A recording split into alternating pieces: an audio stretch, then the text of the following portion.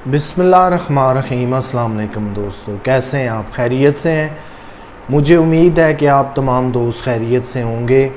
दोस्तों, आज हमारा टॉपिक है कि पाकिस्तान रेलवेज़ में हादसात जो हैं वो आए रोज़ का एक वतीरा बन चुके हैं। जिस तेज़ी और तवातर से पाकिस्तान रेलवेज़ में हादसात होते हैं, इंसान सोचने पे मजबूर हो जाता है कि हम किस दौर में रह रहे हैं और ये सिस्टम कितना पुराना है। मैं आपको यहाँ पर एक मिसाल देना चाहूँगा और बताना चाहूँगा कि दुनिया के जो जदीद ममालिक हैं, जहाँ पे रेलवे का बहुत एक स्ट्रॉन्ग निज़ाम है, वो कैसे काम करता है और वहाँ क्या इस तरह के हादसात रोज़ का मामूल हैं। आइए चलते हैं जापान की तरफ, जो दुनिया का सबसे एडवांस मुल्क भी है और ट्रेनों के हवाले से जापान को पहचाना जाता है कि उसकी जो ट्रेनें हैं वो बर वक्त पहुँचती भी हैं और बुलेट ट्रेनें जो हैं, जो अब वो 600 किलोमीटर फ़ी घंटा की रफ्तार से बहुत आगे का सोच रहे हैं। शिनकानसेन, जिसे जापानी ज़बान में बुलेट ट्रेन कहा जाता है, ये 1978-79 की बात है कि जब वो इस प्रोजेक्ट पे सोच रहे थे, फिजिबिलिटी रिपोर्ट तैयार हो रही थी और वो काम कर रहे थे कि हमने जो है वो अब नॉर्मल ट्रेन से बुलेट ट्रेन की तरफ जाना है। फिर 1985 के अंदर उनका ये बुलेट प्रोजेक्ट जो है वो पाया तकमील को पहुंचा। 250 से 300 किलोमीटर फ़ी घंटा की रफ्तार से उन्होंने बुलेट ट्रेन का आगाज़ किया। आज जो उनके पास शिनकानसेन है वो 600 किलोमीटर फ़ी घंटा कर रही है। आपको अगर इत्तफाक हो, आप इंटरनेट पे जाएं तो शिनकानसेन लिखें, यूट्यूब पे जाके सर्च करें तो आपको इंतहाई जदीद ट्रेनें जापान की नज़र आएंगी। जब ना सिर्फ वो बाहर से खूबसूरत हैं बल्कि उससे कहीं ज़्यादा अंदर से खूबसूरत हैं। जब आप वहाँ पर पहुँचते हैं, देखते हैं और ट्रेन के अंदर बैठ के मुशाहिदा करते हैं तो आपको मालूम होता है कि शायद आप एमिरेट्स एयरलाइन के जहाज़ से भी किसी अच्छी जो है वो फ़्लाइट में बैठे हुए हैं। ऑटोमेटिक सिस्टम पे चलती हैं, ऑटो पायलट उन ट्रेनों में लगा हुआ है और जापानीज़ लड़कियां जो हैं वो उन ट्रेनों को चला रही हैं। 600 किलोमीटर पर आवर वो जा रही हैं। बाहर आप कोई मनाजर आराम से और सुकून से नहीं देख सकते। शिनकानसेन ये दावा करती है कि उन्होंने जब से बनी हुई है बुलेट ट्रेन, अब तक 1 अरब इंसानों को अपनी मंजिल मकसूद पे पहुंचाया। 1 अरब इंसानों को। और ये जापान का दावा है कि उन 1 अरब इंसानों को ट्रेन के अंदर बैठे हुए भी कभी खराश नहीं आई। इंतहाई स्मूथ ड्राइव है उसकी, फास्ट है, आरामदेह है, लग्जरी है, सारी जो जदीद सहूलियात हैं वो मौजूद हैं। आप सिर्फ उसकी एक पैसेंजर सीट को देखेंगे तो आप वर्ताए हैरत में पड़ जाएंगे कि ये किस दुनिया की ट्रेन है और हमारे यहाँ ट्रेनें किस दौर की हैं। इनफैक्ट हमारे यहाँ जो सिस्टम ब्रिटिश ने कायम किया था, अंग्रेज़ ने, आज तक वही चल रहा है। वही पुराने सिग्नल हैं, वही जो है यकतरफा ट्रैक है और बहुत सारे टेक्निकल मसाइल हैं जिनकी वजह से स्पीड नहीं बढ़ाई जा सकी। लेकिन सवाल ये है कि तवातर के साथ जो एक्सीडेंट्स होते हैं जिसमें सैकड़ों कीमती जानें चली जाती हैं, ऐसे अंदोनाक और अलमनाक हादसात होते हैं कि जिन्हें टेलीविज़न पर देखकर इंसान की रूह कांप उठती है कि वो ट्रेन जो है जब भी कोई हादसा होता है तो एक कचरे या मलबे के ढेर में तब्दील हो जाती है, तो उसके अंदर जो बैठे इंसान थे उनका क्या बना होगा। कई दफ़ा तो यूँ हुआ कि ट्रेन की बोगियों में आग लग जाती है, जिंदा इंसान, औरतें, बच्चे जल कर खाकिस्तर हो जाते हैं। आखिर इन ट्रेन हादसात का कोई तो ज़िम्मेदार है। कहीं पर तो ऐसा फॉल्ट है कि वन आफ्टर अनदर ये वाक़यात पेश आ रहे हैं। स्पीड भी इतनी ज़्यादा नहीं है, आप कहें कि 250-300 किलोमीटर है, शिनकानसन की तरह 600 किलोमीटर है कि हम संभाल ही नहीं सके तो हादसा हो गया, ऐसा भी नहीं है।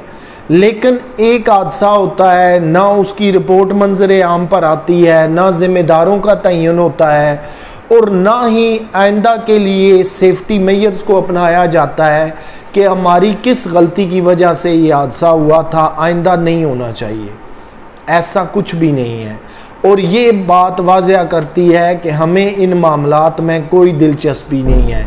और बड़ी आसानी से आप ये काउंट कर सकते हैं कि फिर रेलवे को मजमूई तौर पे जितने भी लोग चला रहे हैं, ये कहा जा सकता है कि वो अनट्रेंड हैं, उनकी अदम दिलचस्पी है, और हादसात के बाद भी उनकी अगर आंखें नहीं खुलती तो फिर ये अवाम है जो हमेशा लुकमा अजल बनती रहेगी। ऐसे लोग हैं जो उम्र भर के लिए माजूर हो जाते हैं, ऐसे हैं कि पूरे पूरे ख़ानदान हादसे में जो है वो मौत की वादी में चले जाते हैं। ऐसे ऐसे हादसात होते हैं कि इंसान जो है उम्र भर के लिए माजूर और लाचार हो जाता है। क्या इस डिपार्टमेंट को हमने कभी सीधा नहीं करना? क्या जहाँ पर भी इंसानी गलतियाँ हैं, चाहे वो ट्रेन ड्राइवर की हो, चाहे वो ट्रैक की हो, चाहे वो स्टेशन मास्टर की हो, चाहे वो टेक्निकल फॉल्ट हो, कहीं ना कहीं तो ज़िम्मेदारों का तयन होना है। और फिर जब ये वाक़यात तवातर से पूरी दुनिया के सामने जाते हैं तो एक पैगाम बड़ा वाज़ह जाता है कि हमारे इदारे अब उन लोगों के हाथों में हैं जो महज इसकी तबाही का बायस बन रहे हैं। हमेशा तसल्लियाँ देना, वादे वईद करना कि हम इदारों को ठीक कर देंगे, दिन ब दिन उन पर जवाल आ रहा है। आप PIA को देखें, दुनिया की नंबर 1 एयरलाइनों में थी, आज PIA का कोई नाम भी नहीं जानता। आज PIA जो है वो सालाना अरबों रुपए की मकरूज़ होती जा रही है। फ्लीट कैरियर जो है वो रहा ही को नहीं, टोटल 18-20 तैयारे रह गए। दुनिया में आप कितनी डेस्टिनेशन मंजिलों पे उन 18 तैयारों को भेज सकते हैं? ये वो ज़वाल के असबाब हैं।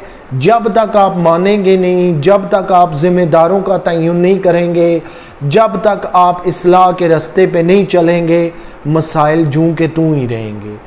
अगर हमें वतन अज़ीज़ से प्यार है, अपने इदारों से प्यार है, तो फिर हमें इस्लाह की तरफ जाना होगा, इन हादसात से हमें बचना होगा। दुनिया में अमेरिका है, रशिया है, बरतानिया है, फ्रांस है, जर्मनी है, उनके अंदर भी जदीद बुलेट ट्रेनें चल रही हैं, एक कंट्री से दूसरे कंट्री चली जाती हैं, इंतहाई फास्ट स्पीड है, टाइमिंग है। वहाँ पे ऐसे हादसात क्यों नहीं होते? उनके पास कौन सी टेक्नोलॉजी है कि ऐसे हादसात वो होने नहीं देते? और फिर आए रोज़ तवातर के साथ वहाँ पे हादसात क्यों नहीं होते? ये वो वजूहात हैं कि जिनको आम आदमी समझने से कासिर है।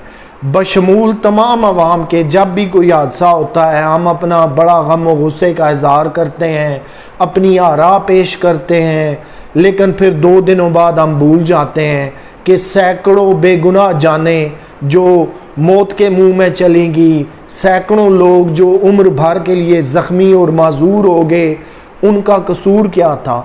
सिर्फ ये कि उन्होंने हमारी रेलवे में सफ़र किया था।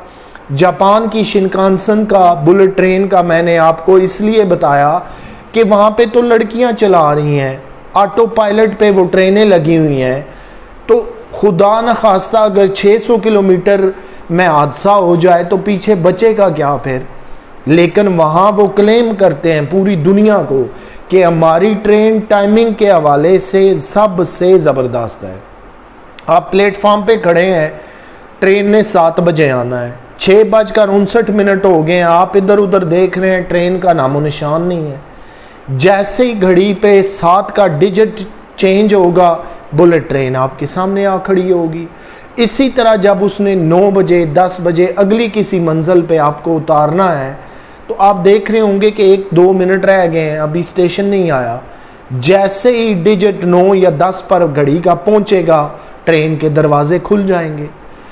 इसलिए कि उन्होंने काम किया है, उन्होंने अपने सिस्टम को अपग्रेड किया है, अपनी ट्रेनों को अपग्रेड किया है।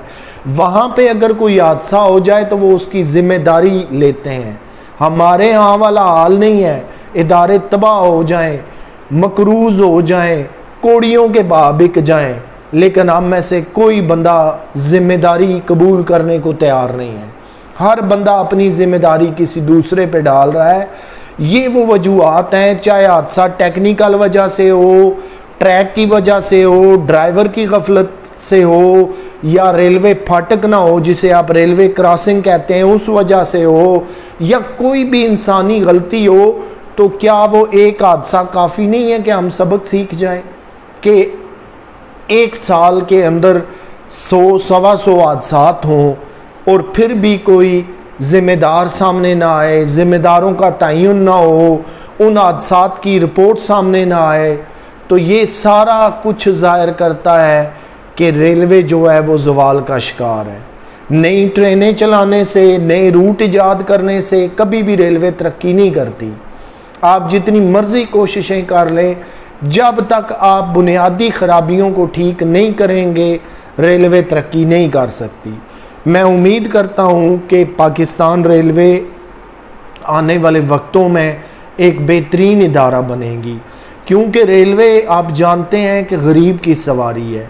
आज तो खैर पेट्रोल की, आयल की प्राइसेस आलमी दुनिया में महंगी हैं, महंगाई बहुत बढ़ चुकी, लेकिन एक वक्त था कि जब लोग फ्लाइंग कोच में भी सफ़र करना, बेशक वो आरामदेह था, प्रेफर नहीं थे करते।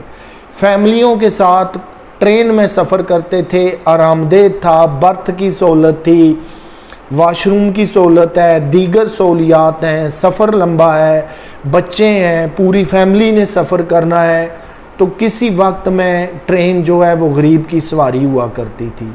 आज फ़र्क ये है कि जो कोचेस का टिकट है फ्लाइंग कोचेस का, वही रेलवे का है। कोई उसके अंदर इकानमी क्लास हो, अपर क्लास हो, एसी स्टैंडर्ड हो या पार्लर हो, फ़र्क रहा ही नहीं। तो फिर क्या किया जा सकता है इन हालात में, जब पाकिस्तान रेलवे दिन ब दिन ज़वाल का शिकार हो रही है और अदम तहफ़्फ़ुज़ जो है वो बड़ी तेज़ी से फैल रहा है कि मुसाफिर फिर इन हालात में तरजीह देते हैं कि किसी और ज़रिए से सफ़र किया जाए, लेकिन रेलवे से ना किया जाए। इतनी तवातर के साथ हादसात हैं, ट्रेनों का लेट होना है, मंजिल मकसूद पे ना पहुंचना है, इंजन्स का आधे रास्ते में ख़राब हो जाना है। ये वो सारी ख़राबियां हैं जो अगर एक आम आदमी लेमैन जानता है तो वाई नॉट रेलवे डिपार्टमेंट क्यों नहीं जानता, उसको क्यों बेहतर करने के इकदाम नहीं किए जाते। एक डिपार्टमेंट ज़वाल का शिकार है तो उसे क्यों इससे बाहर नहीं निकाला जाता। ये दोस्तों वो सारी वजूहात हैं जो पाकिस्तान रेलवेज़ को आगे नहीं बढ़ने दे रही। मुझे उम्मीद है कि अब ML1 जो हमारा चाइना के साथ प्रोजेक्ट है, ना ये हमारी स्पीड को बढ़ाएगा, 200 से 250 किलोमीटर तक जाएगी। जहाँ जहाँ पे पुल और ब्रिजेज़ आ रहे हैं उनको ख़त्म किया जाएगा, ट्रैक को जो है वो डबल किया जा रहा है, लेकिन डिमांड फिर भी एक है कि इन हादसात को हमेशा के लिए ख़त्म हो जाना चाहिए। रेलवे का सफ़र सस्ता, आसान और बड़ा पुरसुकून होना चाहिए। अपना ख्याल रखिएगा, आपसे इंशाअल्लाह फिर मुलाकात होगी। तब तक के लिए अल्लाह हाफ़िज़।